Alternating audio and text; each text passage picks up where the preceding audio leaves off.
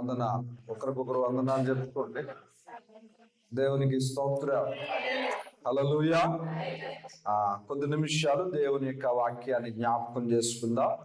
పరిశుద్ధ గ్రంథములు తెరిచి 2వ దినవృత్తాంతములు గ్రంథము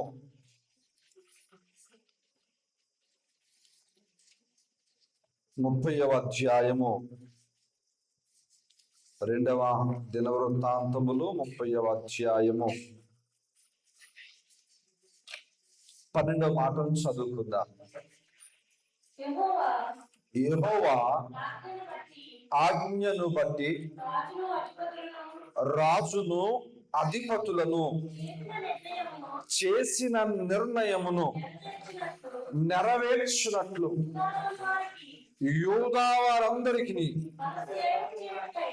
మనస్సును ఏకము చేయుటకై దేవుని హస్తము వారికి తోడ్పడెను. దేవునికి స్తోత్రం. హల్లెలూయా. అందరూ కూడా శ్రద్ధగా ఈ మాటను పరిశీలించుకుంటూ దేవుని యొక్క వాక్యంలో ముందుకు కొనసాగింపబడదాం.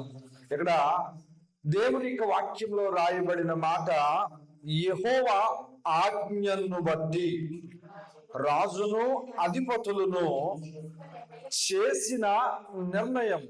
దేవునికి స్తోత్రం. హల్లెలూయా. హల్లెలూయా. దేవుడు ఒక మాట సెలవిచ్చాడట. దేవుడు ఒక ఆజ్ఞ ఇచ్చాడు. దేవునికి స్తోత్రం. హల్లెలూయా. ఆ ఆజ్ఞను బట్టట కొందరు నిర్ణయాలు తీసుకున్నారు. ఏం తీసుకున్నారు? దేవునికి స్తోత్రం. ఆ ఫ్యాన్ అని పెట్టండి. దేవునికి స్తోత్రం. హల్లెలూయా. అధికారులు, అధిపతులు ఒక నిర్ణయం తీసుకున్నారట. ఆ నిర్ణయం అందరికీ కూడా ఏమైందంట? ఏక మనస్సు కలిగినట్లుగా దేవుడు హస్తము వారికి తోడుగా ఉన్నది. దేవునికి స్తోత్రం. హల్లెలూయా. హల్లెలూయా. ఇక్కడ 2 విషయాలు మనం గ్రహించవలసినవి. 2 విషయాలు ఉన్నాయి. ఒకటి, దేవుని ఆజ్ఞ లేదా దేవుని యొక్క చిత్తములో తీసుకొనబడిన నిర్ణయము. దేవునికి స్తోత్రం. చెప్పండి. మొదటిది, దేవుని చిత్తములో తీసుకున్న నిర్ణయం. దేవునికి స్తోత్రం. హల్లెలూయా. ఆ నిర్ణయానికంట వారంతా ఏకమయ్యారు. 2వ మాట. దేవునికి స్తోత్రం. హల్లెలూయా. ఒకటి, దేవుని చిత్తములో తీసుకునే ఒక నిర్ణయం. 2వది, వారందరూ ఏకమవడం. 2వ విషయం. దేవునికి స్తోత్రం. హల్లెలూయా. హల్లెలూయా. ఈరోజు ప్రియమైన దేవుని బిడ్డలారా, మనం చాలా నిర్ణయాలు తీసుకుంటా ఉంటాం. ఏంటి నిర్ణయాలు అంటే? ఏంటి మాట్లాడుతులేదు? ఎవరు ఏం చెప్పట్లేదు కూడా. నిర్ణయం అంటే ఏంటి? ఏదైనా పని చేయాలనుకున్నప్పుడు నువ్వు ఒక ఆలోచన కలిగి సమయాన్ని కేటాయిస్తావు. అవునా? దేవునికి స్తోత్రం. హల్లెలూయా. అంటే నువ్వు అనుకున్న దాన్ని జరిగించుట కొరకు దాని మీద శ్రద్ధ చూపుతావు. చూడు, అది నిర్ణయం. దేవునికి స్తోత్రం. హల్లెలూయా.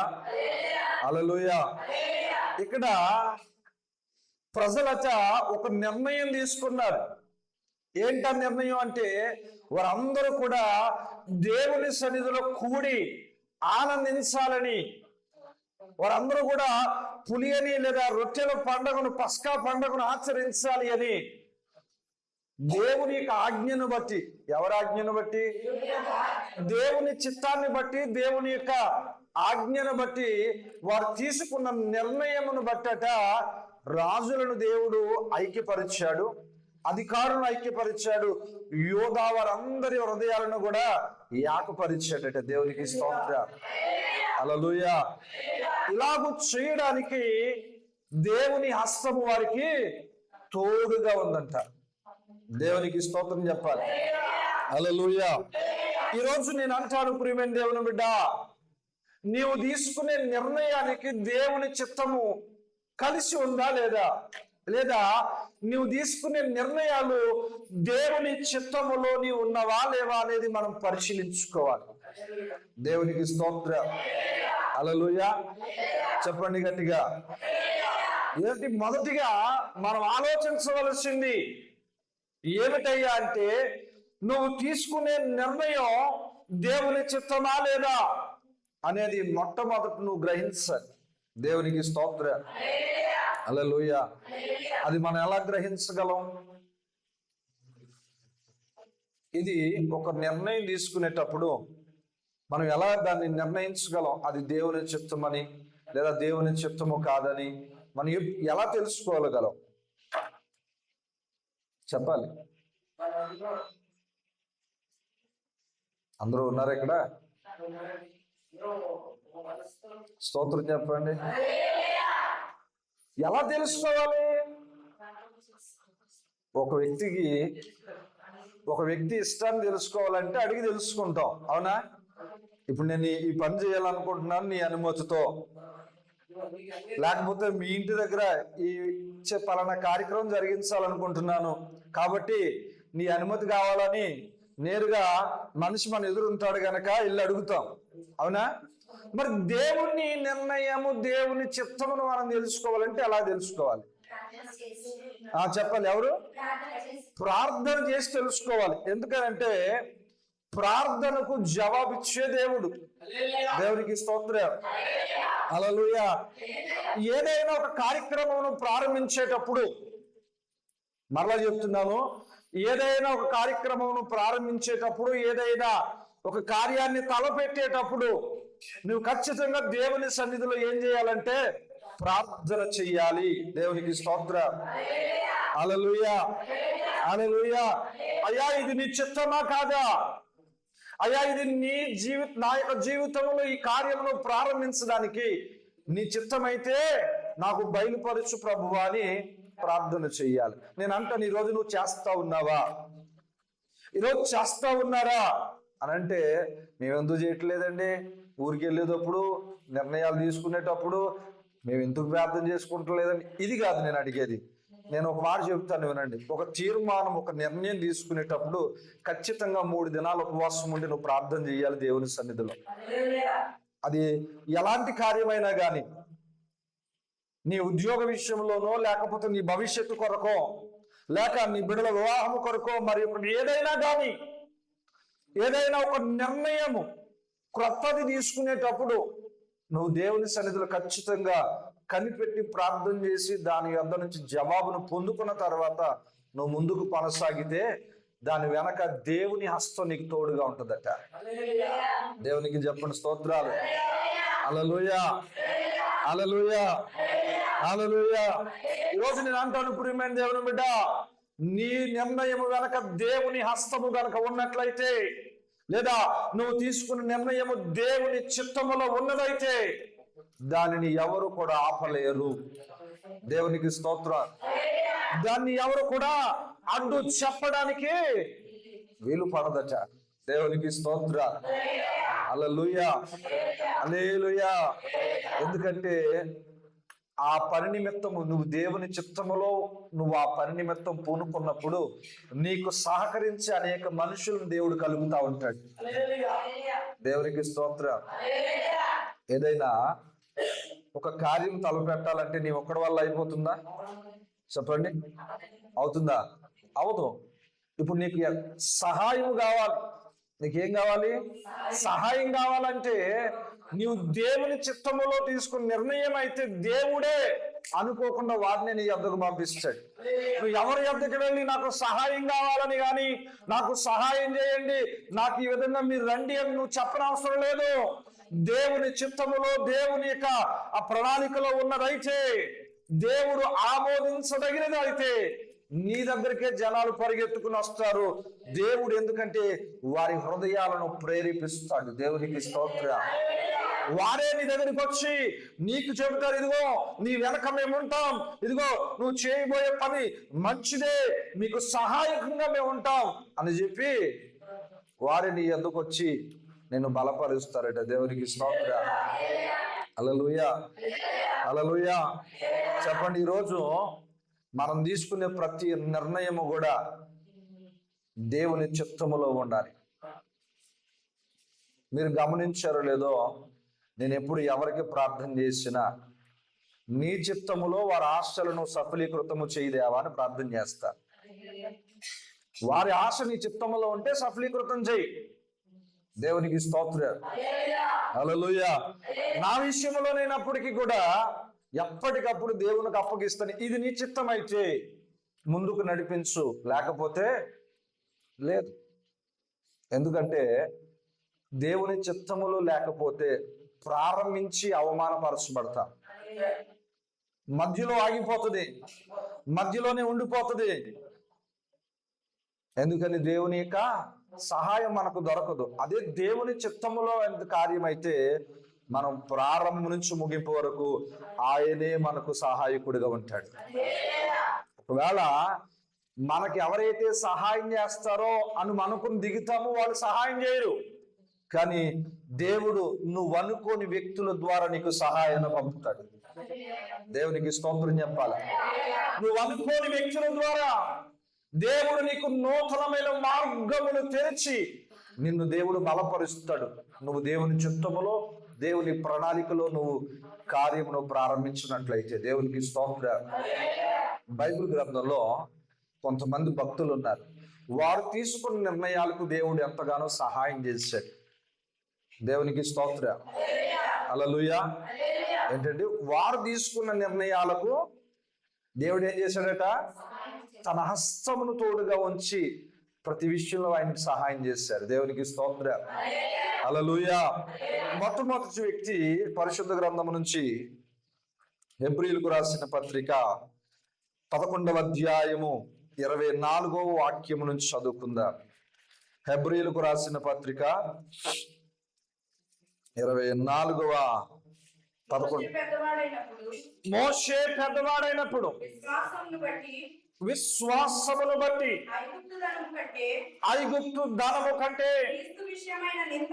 క్రీస్తు విషయమైన నింద భాగ్యమని ఎంచుకొని అల్పకాలము పాప భోగము అనుభవించుట కంటే దేవుని ప్రజలతో శ్రమ అనుభవించుట మేలని యోచించాను. దేవునికి స్తోత్రం. హల్లెలూయా. చదువుకున్న భాగములో మనందరికి బాగా పరిచయమైన వ్యక్తి, ఆయన పేరు ఎవరండి? మోషే. చెప్పండి, ఎవరు? అసలు మోషే ఏమి నిర్ణయం తీసుకున్నాడు? అందరూ ఎత్తు చూడాలి. మోషే తీసుకున్న నిర్ణయం ఏమేంటి అని అంటే, మోషే పుట్టినప్పుడు తాను ఆ రాజు అందరినీ కూడా బిడ్డలందరినీ, మగ బిడ్డలందరినీ చంపేస్తున్నప్పుడు మోషేను జమ్ము పెట్టెలో పెట్టి నైలు నదిలో విడిచిపెట్టింది. ఎవరు? అందరూ మీరు ఇక్కడ లేరు, మనుషుల దగ్గర. దేవునికి స్తోత్రం. మనుషులు అంటున్నారు, మనసులు ఎక్కడెక్కడ తిరుగుతున్నాయి. దేవునికి స్తోత్రం చెప్పండి. హల్లెలూయా, హల్లెలూయా. మోషేను జమ్ము పెట్టెలో పెట్టి నైలు నదిలో విడిచిపెట్టింది. ఎవరు? మిరియాం. దేవునికి స్తోత్రం. ఈ మోషే వెళుతూ వెళుతూ అక్కడ ఎవరు చూశారట? ఫరో యొక్క కుమార్తె చూసింది. దేవునికి స్తోత్రం. హల్లెలూయా. ఫరో యొక్క కుమార్తె చూసి ఏంటి అని చూస్తే అందులో ఎవరున్నారు? చిన్న బాలుడు ఉన్నాడు, చాలా సుందరంగా ఉన్నాడంట. దేవునికి స్తోత్రం. అవి బాలుడిని తీసుకుని నేను పెంచుకుంటానని చెప్పి ఎక్కడ తీసుకెళ్ళింది? ఐగుప్తి దేశమునకు అంతఃపురంలోనికి తీసుకుని వెళ్ళింది. దేవునికి స్తోత్రం. హల్లెలూయా, హల్లెలూయా. ఆ అంతఃపురంలో తీసుకెళ్ళింది. అంతఃపురములో ఒక యువరాజు ఏదైతే కలిగి ఉంటాడో సమస్త అధికారము అంతఃపురంలో ఈ మోషే కలిగి ఉన్నాడు. దేవునికి స్తోత్రం. హల్లెలూయా. తనకు సకల భోగములు జరుగుతూ ఉన్నాయి. ఉన్నతమైన విద్యను ఆ యొక్క అభ్యసిస్తూ ఉన్నాడు. ఆ యొక్క అనేకమైన విద్యలను, యుద్ధ నైపుణ్యత కలిగిన విద్యలను అనుసరిస్తూ ఉన్నాడు, నేర్చుకుంటూ ఉన్నాడు. దేవునికి స్తోత్రం. ఇశ్రాయేలులో ఒక్కడైనప్పటికీ ఇశ్రాయేలు అనుభవిస్తున్న ఏ శ్రమ ఈ అంతఃపురంలో ఉన్న మోషే అనుభవించట్లేదు. దేవునికి స్తోత్రం. హల్లెలూయా. కానీ తనకు తెలుసు, నేను ఈ యొక్క అంతఃపురములకు చెందిన వాడను కానని. ఎందుకు? ఎలా తెలుసు అని అంటే, అక్కడే ఆ చిన్న బిడ్డ దొరికినప్పుడు ఫరో యొక్క కుమార్తె ఈ బిడ్డకు పాలు ఇవ్వడానికి ఎవరున్నారు అని అంటున్నప్పుడు, ఈ జమ్ము పెట్టిన వదినని ఈ మిరియామే దగ్గరికి వెళ్ళి, అమ్మా నాకు తెలిసిన ఒక తల్లి ఉంది, ఆ తల్లి ఈ బిడ్డకు పాలు ఇస్తుంది అని చెప్పినప్పుడు, ప్రతిరోజు కూడా మోషే తల్లే పాలిచ్చేది. దేవునికి స్తోత్రం. హల్లెలూయా. అలాగను తాను బ్రతికేటప్పుడు లేదా ఆ ఉగ్గు పాలు పట్టేటప్పుడు నేర్పిన పాఠం ఏంటో తెలుసా? నువ్వు ఎక్కడ ఉన్నప్పటికీ నువ్వు ఎక్కడే వాడవు కావు. ఈ అంతఃపురములో సుఖభోగములను అనుభవిస్తున్నప్పటికీ ఈ అంతఃపురము నీరు కాదు, నీ ప్రజలు బయట ఉన్నారు అని ప్రతి విషయాన్ని మోషేకు తన తల్లి చెబుతూ ఉండేది. దేవునికి స్తోత్రం. హల్లెలూయా. హల్లెలూయా. మొత్తానికి మోషే పెద్దవాడయ్యాడు. అక్కడే ఉండాలనుకుంటే, ఒక సాధారణమైన వ్యక్తి యొక్క వ్యక్తిత్వమే కనుక మోషేలో ఉండుంటే, నా సేఫ్టీ నేను చూసుకుంటాను, నాకు ఎలాంటి లోటు లేకుండా బ్రతికేస్తాను గనక ఇక నా ప్రజల గురించి, నా వాళ్ళ గురించి నాకు అక్కరలేదు అనుకునేవాడు. కానీ వాక్యం తెలియపరుస్తుంది కదా, ఏంటంటే ఆ ఐగుప్తులో ఉన్న సుఖభోగములన్నిటినీ విడిచిపెట్టి నా ప్రజల మధ్యలో నింద అనుభవించుట మంచిది అని చెప్పి అంతఃపురమును విడిచిపెట్టి బయటకు వచ్చేసాడు. దేవునికి స్తోత్రం. మోషే తీసుకున్న నిర్ణయము దేవుని చిత్తమా కాదా అంటే దేవుని చిత్తములోనే ఉన్నది. దేవునికి స్తోత్రం. హల్లెలూయా. హల్లెలూయా.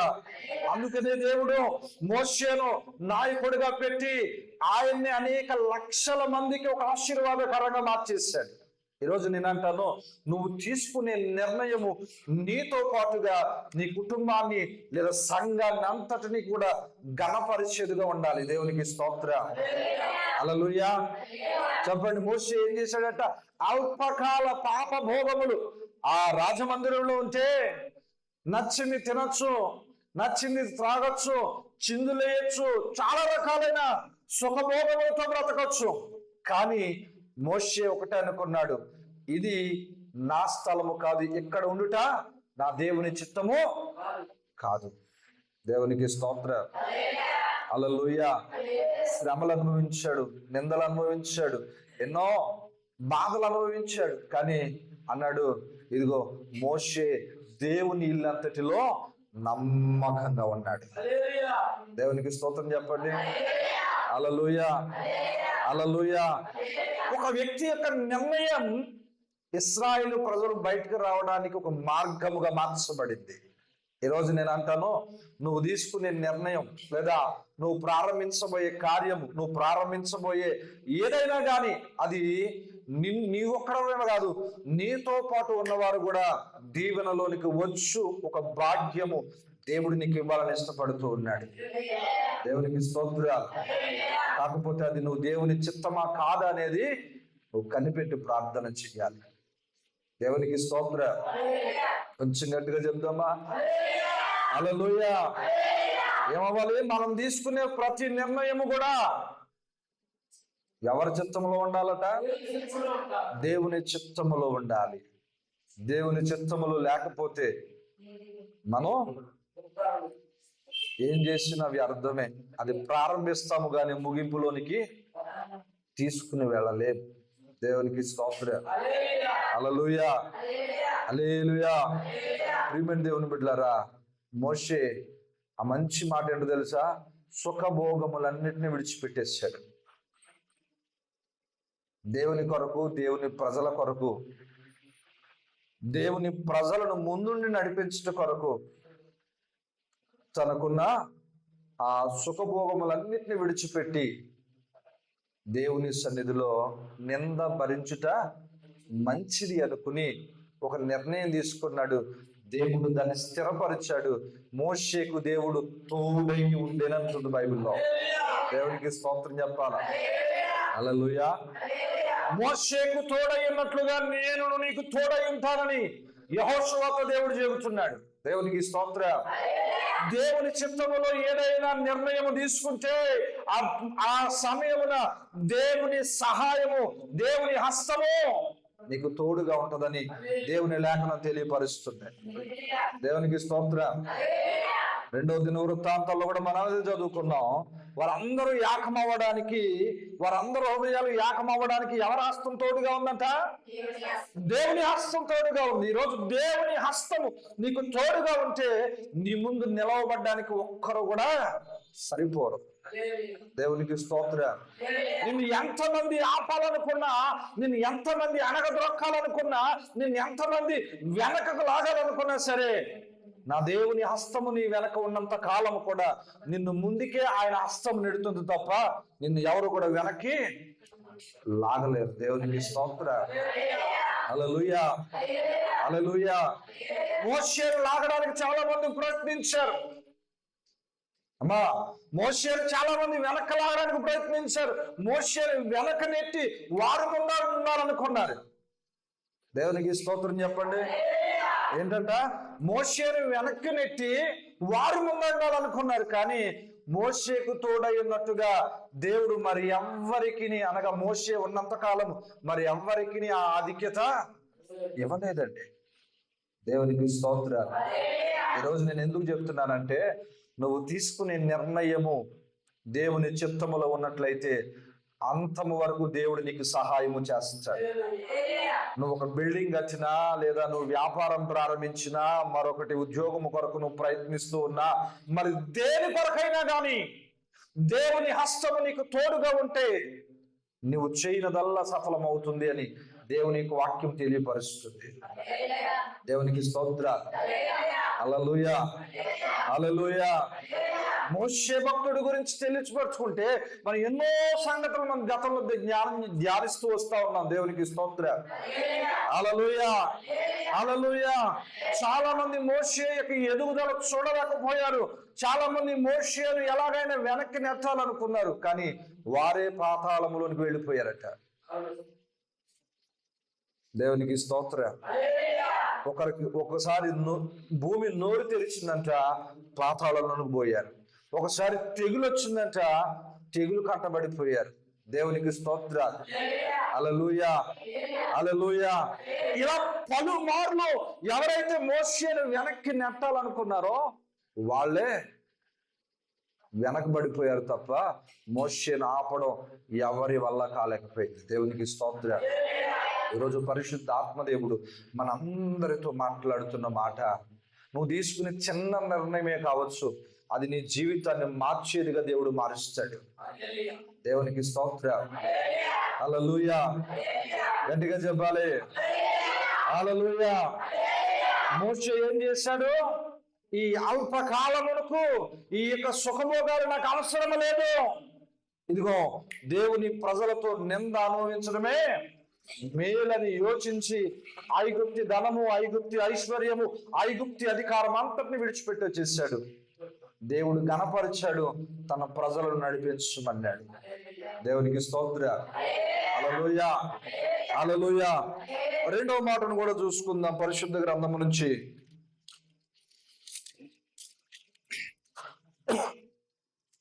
యోబు గ్రంథము 27వ అధ్యాయము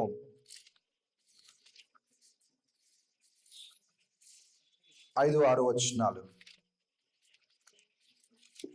మీరు చెప్పినది న్యాయమని నేనేమాత్రమును ఒప్పుకొనను. మరణమగు వరకు నేను ఎంత మాత్రమును యథార్థతను విడువను. నా నీతిని విడువక గట్టిగా పట్టుకొందును. నా ప్రవర్తన అంతటి విషయంలో నా హృదయం నన్ను నిందింపదు. దేవునికి స్తోత్రం. హల్లెలూయా, హల్లెలూయా. కొంచెం గట్టిగా చెప్తామా? ఇక్కడ చదవబడిన మాటను ఒకసారి పరిశీలన చేయండి. యోబు గారు చెప్తున్నారు ఈ మాట. ఎవరు చెప్తున్నారు? యోబు గారి దగ్గరికి కొంతమంది స్నేహితులు వచ్చారు. ఎవరు? కొంతమంది స్నేహితులు వచ్చారు. యోబు గారు పాడైపోవడం చూశారు, యోబు గారి ఆరోగ్యం క్షీణించడం చూశారు. యోబు దగ్గరికి వచ్చి అంటున్నారు, యోబా, నువ్వు ఎక్కడో పాపం చేస్తుంటావయ్యా, ఎక్కడో నువ్వు తీసుకొని ఒక దేవునికి ఇష్టము లేని నిర్ణయం ఏదో తీసుకున్నావేమో అని తనకున్న స్నేహితులు మాట్లాడుతూ ఉంటే యోబు చాలా కాన్ఫిడెన్స్ గా, ఎలాగలట అంటే ఖచ్చితంగా చెప్తున్నాడు. దేవునికి స్తోత్రం. అసలు ఎక్కడ కూడా ఆ యొక్క తొందరపాటు కానీ, అయ్యో నేను ఈ పని చేసి ఉంటానా అన్నది యోబు హృదయంలో లేనే లేదు. దేవునికి స్తోత్రం. తాను తీసుకున్న నిర్ణయాల పట్ల, తాను దేవుని సన్నిధిలో నడిచిన ఆ భక్తి పట్ల తనకి ఎంతో ఖచ్చితత్వము కలిగిన వాడు. దేవునికి స్తోత్రం. హల్లెలూయా, హల్లెలూయా.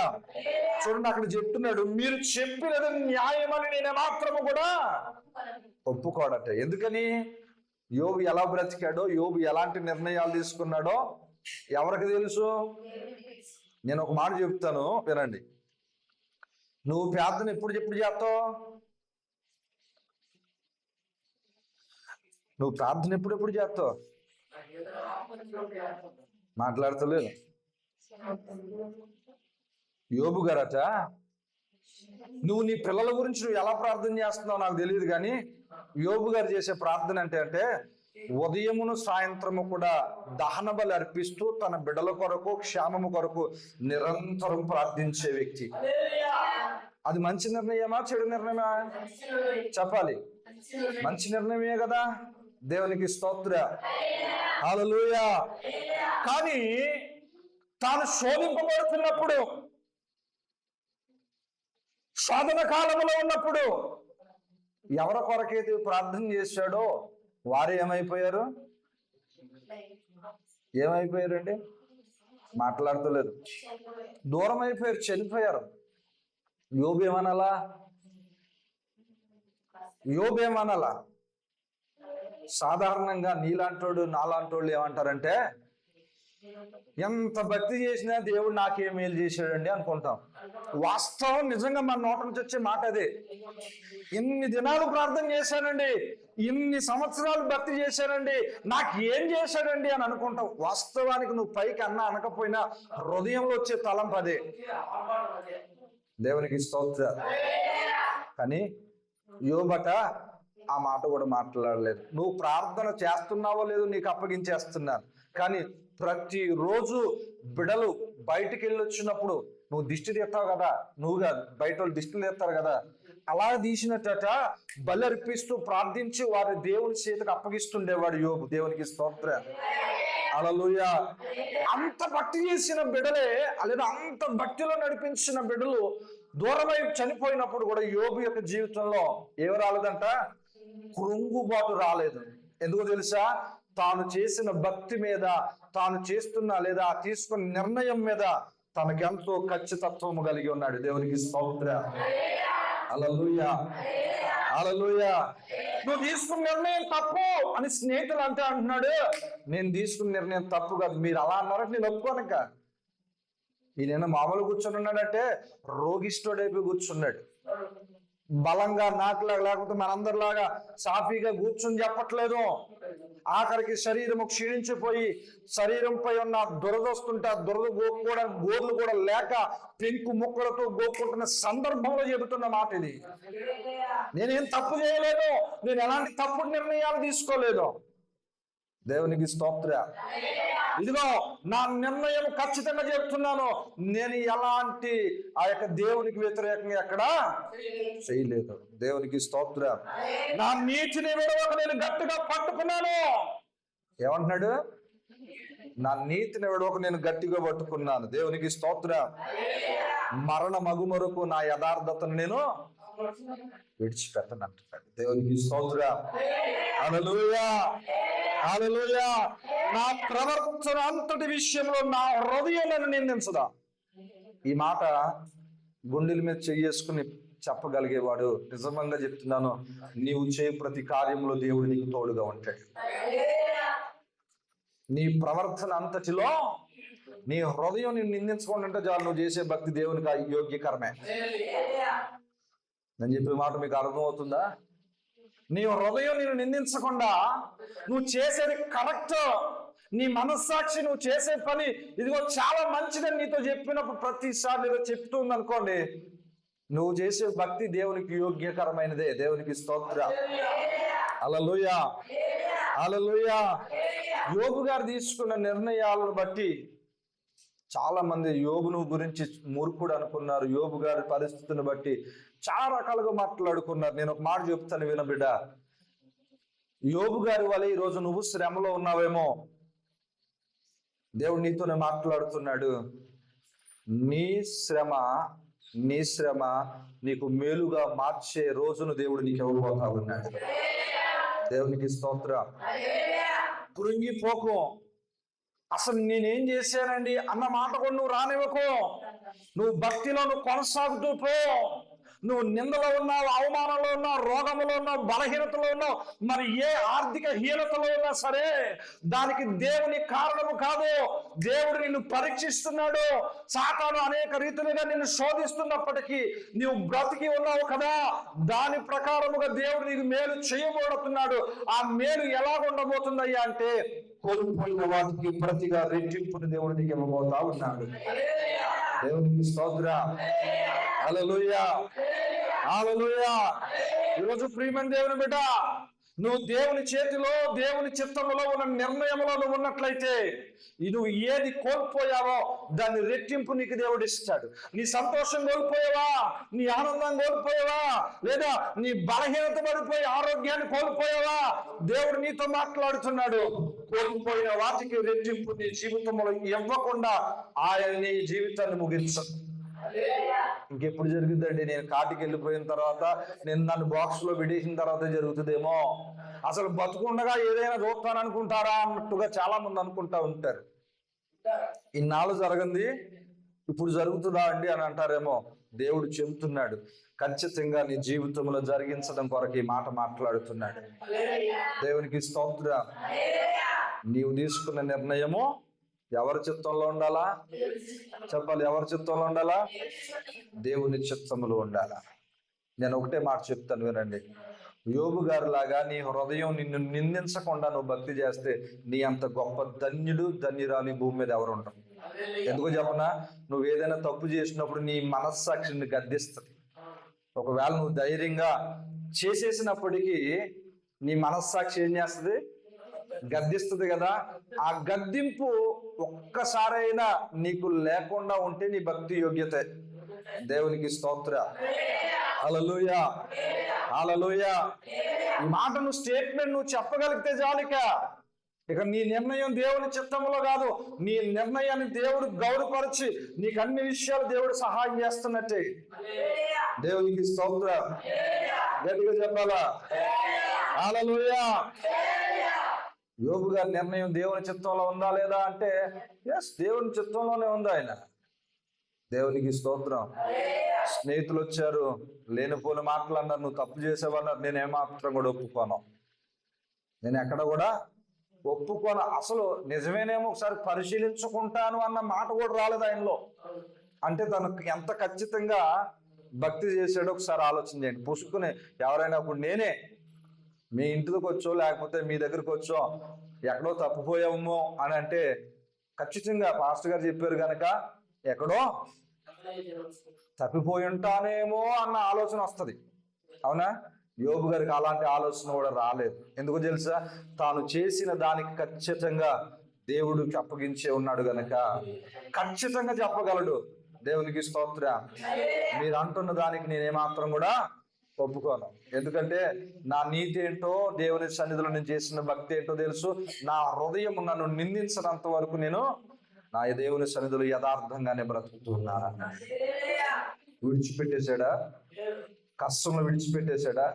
లేదే. దేవుడు యోబును మరింత ఘనపరిచాడు, మరింత ఆశీర్వదించాడు. కోల్పోయిన ప్రతిదానికి రెట్టింపించి దేవుడు అన్నాడు, ఎవరైతే దూషించారో, ఎవరైతే నిందేశారో వాళ్ళు ప్రార్థిస్తుంటే యోబు దగ్గరికి వెళ్ళి ప్రార్థన చేయించుకోండి అన్నాడు. అన్నాడా లేదా? మాట్లాడతలేదు. అన్నాడా లేదా? నేను ఒక మాట చెప్పనా? ఈరోజు దేవుడిని నమ్ముకోవడాన్ని బట్టి, దేవుని సన్నిధిలో భక్తి చేయడాన్ని బట్టి నిన్ను చూసి అనేక మంది నిందిస్తున్నారు కదా. వారికి ఒక రోజు వస్తుంది, నీ చేత వారు ప్రార్థన చేయించుకునే సమయాన్ని దేవుని చేతికి ఇవ్వబోతా ఉన్నాడు. హల్లెలూయా.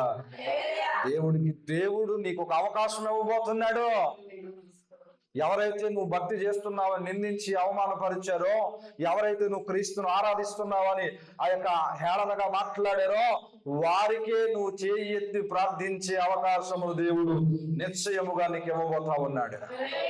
దేవునికి స్తోత్రం. నీ ద్వారానే వారికి విడుదల కలిగింపజేయబోతా ఉన్నాడు కూడా. యోబుని దేవుడు ఊరకనే విడిచిపెట్టలేదు.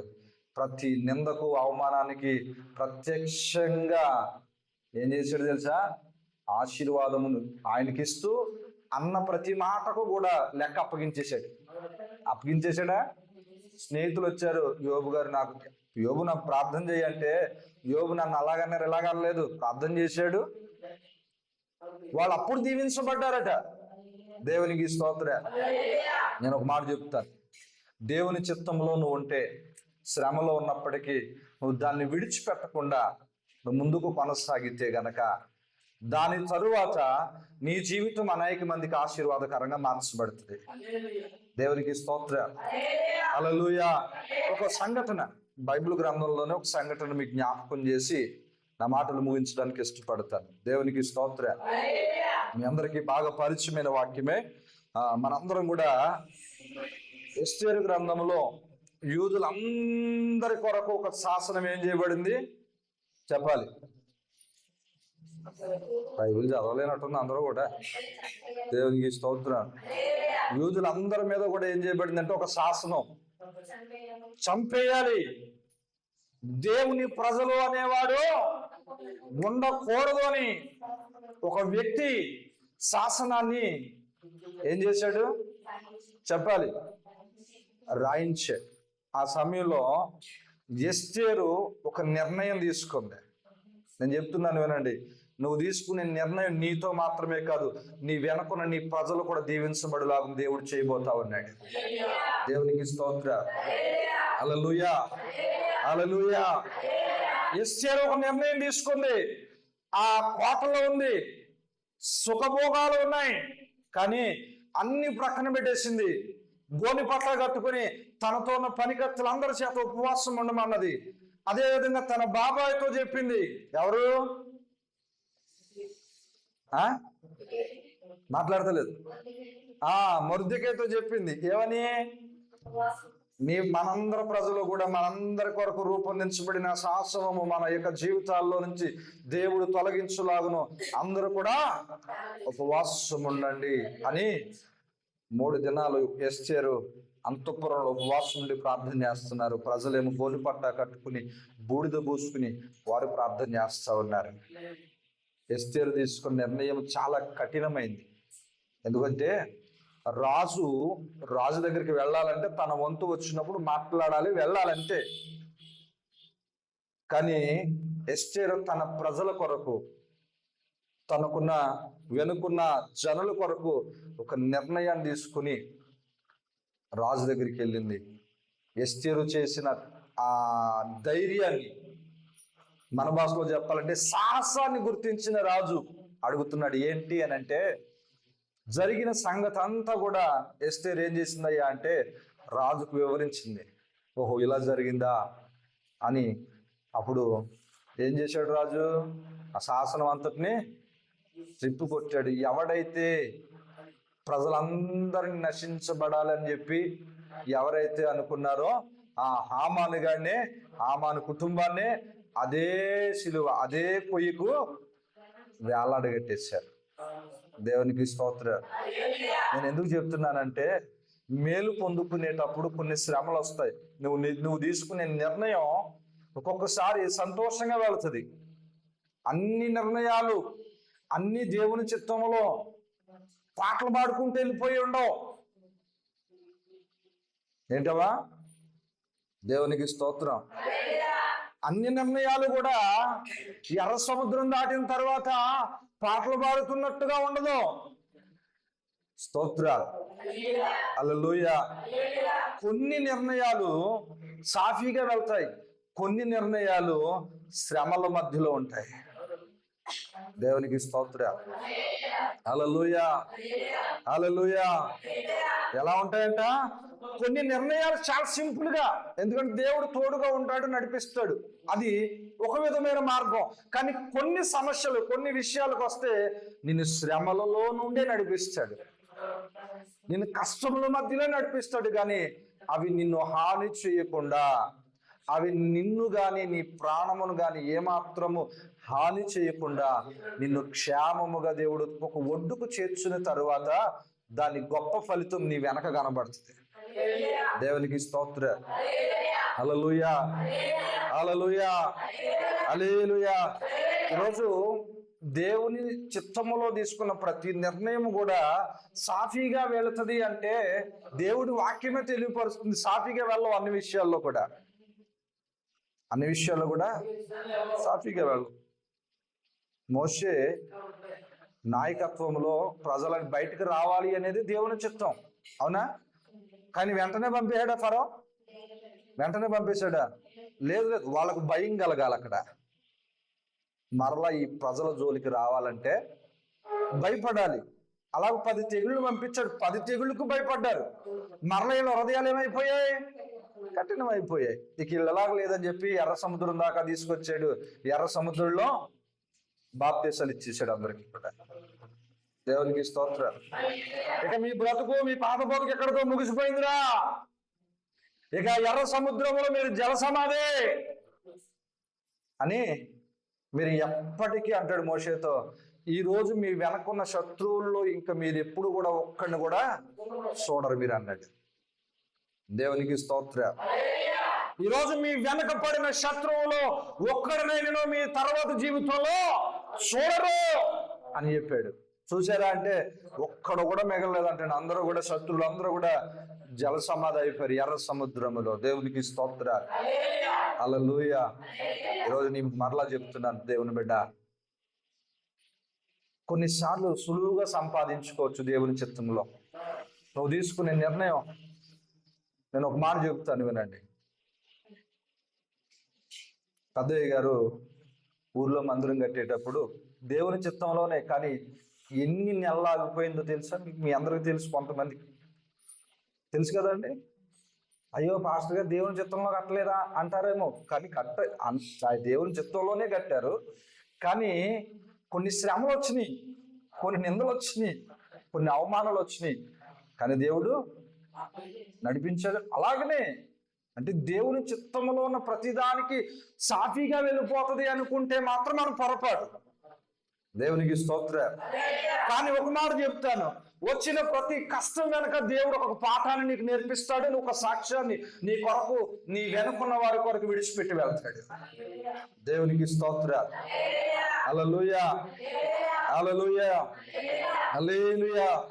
ఈరోజు బైబిల్ పట్టుకుని వాక్యం చెప్పే ప్రతి సేవకుడు ఒకే విధంగా రాలేదు. నాకున్న అనుభవం నాకుంది, ఒక సేవకుడుకున్న అనుభవం ఆ సేవకుడుకుంది. ఒక్కొక్కరైతే తల్లి గర్భములో రూపొందించబడక ముందే పేరు పెట్టి పిలుచుకున్నారని చెప్పి సేవకు సమర్పిస్తున్నారు. అది వాళ్ళ సులువు.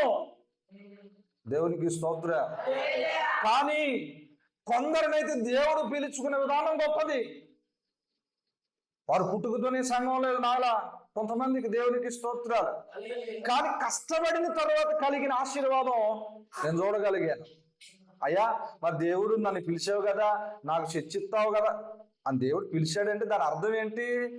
కార్యం జరిగిస్తాడు, కానీ కొంత కష్టము ఉంటది. దేవునికి స్తోత్రం. దేవుని వాక్యమే అంటుంది, నీ తలంపులు నా తలంపులు వంటివి కావు, నా తలంపులు ఎంతో నీ పట్ల ఉన్నతమైనవి. నీకు సహాయం చేయకుండా నా చేతులు కొరచేయం కాదు, కానీ సమయం వచ్చినప్పుడు, ఆ హస్తం నీ దగ్గరకు వచ్చినప్పుడు ప్రజలు చూచి గెంతులు వేసి ఒక కార్యము నీ జీవితంలో దేవుడు జరిగించబోతాడు. దేవునికి స్తోత్రం. ఈరోజు పరిశుద్ధాత్మ దేవుడు మనకు నేర్పిస్తున్న పాఠం ఏంటో తెలుసా? నువ్వు ఏ నిర్ణయం తీసుకున్నా, మరలా చెప్తున్నాను, ఒక వివాహమే కానీ, ఒక ఉద్యోగమే కానీ, అసలు నువ్వు ప్రారంభించే ఏ పనైనా కానీ, నేను అంటాను ప్రియమైన దేవుని బిడ్డ, దాని కొరకు నువ్వేం చేయాలంటే ప్రభు చిత్తమో కాదో ముందు దేవుని పాదాల దగ్గర కనిపెట్టి ప్రార్థన చేయాలి. ఎక్కడో కనిపెట్టి ప్రార్థన చేయాలా? చెప్పాలి, మాట్లాడతలేదు. దేవునికి స్తోత్రాలు. హల్లెలూయా, హల్లెలూయా. ఒక మాట చెప్తాను ప్రియమైన దేవుని బిడ్డ, నా పిలుపు కొరకు చాలా మంది ప్రవక్తలు నా కొరకు ప్రవచించారు. ఏమని? నువ్వు సేవకు రావాలి, నువ్వు సేవకుడు అవుతావు అని నా కొరకు ఎంతో మంది ప్రవక్తలు ప్రవచించారు కూడా. కానీ ఏది కూడా నా హృదయాన్ని నేను తాకలేదు. కానీ ఎప్పుడైతే దేవుడు నాతో మాట్లాడాడో అప్పుడు 3 దినాలు ఉపవాసం ఉండి ప్రార్థన చేసినప్పుడు దేవుని సన్నిధిలో ఒక ఖచ్చితత్వమైన నిర్ణయానికి వచ్చిన తరువాత నేను సేవకు నా జీవితాన్ని నేను సమర్పించుకున్నా. 3 దినాలు ఉపవాసం ఉన్నాను బోరుపూడి సంఘంలో, బోరుపూడి మందిరంలో. 3 దినాలు ఉపవాసం ఉన్నప్పుడు దేవుడు నాతో మాట్లాడాడు, నడిపించగలిగిన మార్గమును కూడా నా ముందు పెట్టాడు. దేవునికి స్తోత్రం. హల్లెలూయా, హల్లెలూయా. ఈరోజు ఒకటే చెప్తాను, అది ఏదైనా కానీ, నువ్వు ప్రారంభించబోయేది ఏదైనా కానీ, నీ బిడ్డల జీవితంలో ప్రారంభించబోయేది ఏదైనా కానీ, ముందు దేవుని చిత్తమా కాదా అనేది దేవుని మందిరంలో లేదా నీ ఇంటి దగ్గర ఉపవాసం నుండి కనిపెట్టి ప్రార్థన చేయి. దేవుడు నీకు బయలుపరుస్తాడు. దేవుని చిత్తాన్ని ఖచ్చితంగా తెలియపరుస్తాడు. దేవునికి స్తోత్రాలు. అప్పుడు దేవుని చిత్తానికి నువ్వు తల వంచినప్పుడు నీ ఎదురున్న జనులు నీకు వ్యతిరేకమైనప్పటికీ దేవుడు వారి హృదయాలను ఏకపరుస్తాడు. మనం చదువుకున్నాం కదా, 2వ దినవృత్తాంతముల గ్రంథం 30వ అధ్యాయం 12వ వాక్యంలో, యెహోవా ఆజ్ఞను బట్టి రాజులను అధిపతులను చేసిన నిర్ణయం కొరకట యోధా వారందరూ కూడా ఏక మనస్సుతో వచ్చారట. ఆ ఏక మనస్సుతో రావడానికి దేవుని హస్తం వారికి తోడుగా ఉంది. చెప్పండి, ఎవరి హస్తం తోడుగా ఉంది? ఈరోజు ఎవరి హస్తం మనకు తోడుగా ఉండాలా? దేవుని హస్తం మనకు తోడుగా ఉండాలా? ఈరోజు దేవుని చిత్తంలో ప్రారంభించబోయే కార్యానికి నీ ముందు నీ వెనక ఎవరూ లేకపోయినా దేవుడు చెబుతున్నాడు, నీ కొరకు గుంపులు గుంపులుగా నువ్వు అనుకోని ప్రజలు నీ అందుకు దేవుడు తీసుకురాబోతా ఉన్నాడు. దేవునికి స్తోత్రాలు. హల్లెలూయా. కాబట్టి ప్రతి విషయంలో మనం తీసుకునే ప్రతి నిర్ణయాన్ని దేవుని పాదాలకు అప్పగించుకుందాం. దేవా, నీ చిత్తములో నా బ్రతుకును జరిగించు ప్రభువా అని ప్రభు దగ్గర కనిపెట్టి ప్రార్థిస్తూ చిత్తమును మాత్రమే, దేవుని చిత్తమును మాత్రమే మన జీవితంలో ఆ యొక్క ప్రాప్తించులాగు, జరిగించులాగును, ముందుకు నడిపించులాగును దేవుని కొరకు అప్పగించి ప్రార్థనలో కొనసాగుదాం. దేవుడు ఈ కొద్ది మాటలు మనందరి వినికిడిలో దీవించి ఆశీర్వదించునుగాక. ఆమేన్.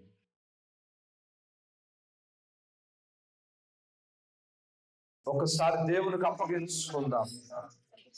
ఈరోజు నువ్వే నిర్ణయాలు అయితే తీసుకుంటున్నావో, నీ భవిష్యత్తు కొరకు గాని లేదా నీ బిడ్డల భవిష్యత్తు కొరకు గాని, దేవుని యొక్క సన్నిధిలో తీసుకునే ప్రతి నిర్ణయం కూడా దేవుని చిత్తములో ఉండాలని, దేవుని యొక్క హస్తము ద్వారా జరగాలని దేవుని యొక్క వాక్యము తెలియపరుస్తున్నప్పటికీ దేవుని యొక్క సన్నిధిలో అడుగుదాం. దేవా, ఇదిగో యోబు భక్తుడు అంటున్నాడయ్యా, ఇదిగో నేను తీసుకునే ఏ నిర్ణయం కూడా తప్పు కాదు, నా మనస్సు నన్ను ఎప్పటికీ కూడా నన్ను నిందించదు అయ్యా. నీ సన్నిధిలో నేను తీసుకున్న ప్రతి నిర్ణయం కూడా అయ్యా, ఇది నీ ఎదుట నీకు ఆమోదయోగ్యముగానే ఉన్నదయ్యా.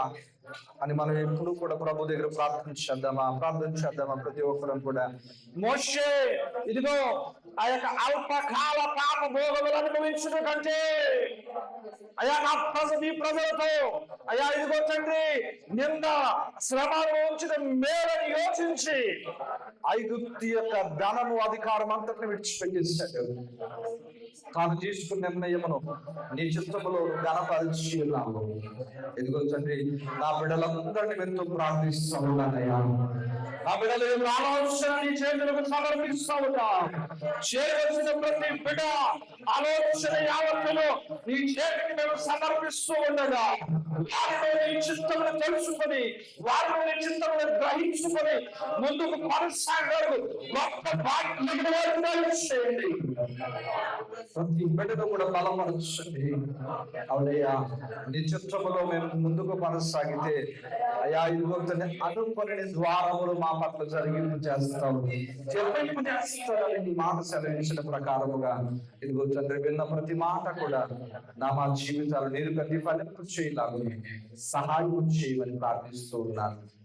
నేను కూడా ఒక యోబు వలె అయా, ఒక మోషే వలె, ఒక ఎస్తేరు వలె అయా నిర్ణయములో నీ కొరకు నమ్మకంగా ఉండే కృప దయచేయండి. కొన్ని నిర్ణయాలు సంతోషంగా ఉంటాయి, కొన్ని నిర్ణయాలు శ్రమల మధ్యలో ఉంటాయన్నావు. అవును తండ్రి, ప్రతి విషయంలో నీ మాటకు నీ ఆజ్ఞకు లోబడి నడుచుకునే మనస్సు మా అందరికీ దయచేయండి. దీవించమని ప్రార్థిస్తున్నాను. చేరవలసిన ప్రతి బిడ్డను దీవించి ఆశీర్వదించండి. బలహీనులను బలపరచండి, రోగులు స్వస్థపరచండి. అయ్యా ఇదిగో తండ్రి ప్రభు, మరి ముఖ్యంగా బిడ్డలు ప్రేమతో అర్పించిన ప్రతి రూపాయి కానుకను కూడా నూరంతలుగా వారికి అనుగ్రహించి కేవలం నీ పరిచర్యలో మాత్రమే కానుకను మీరు వాడుకుని దీవించమని, సమస్త మహిమ ఘనత నీవు మాత్రమే పొందుకుని మమ్మల్ని హెచ్చింపచేయమని యేసయ్య నామమున అడుగుచున్నాం తండ్రి, ఆమేన్. తండ్రి దేవుని ప్రేమ, కుమారుని యేసుక్రీస్తు వారి కృప, పరిశుద్ధాత్మక సహవాసము సహాయం మనకున్న లోకమున సమస్త దేవుని బిడ్డలందరికీ సదాకాలము తోడైన నడిపించును గాక. ఆమేన్. యేసు రక్తమే జయం. ప్రభు యేసు రక్తము జయం. ప్రభు యేసు నామమునకు సంపూర్ణ విజయము కలుగును గాక. ఆమేన్. అందరికి వందనాలు. దేవుడు మిమ్మల్ని అందరినీ కూడా దీవించును గాక. ఆమేన్.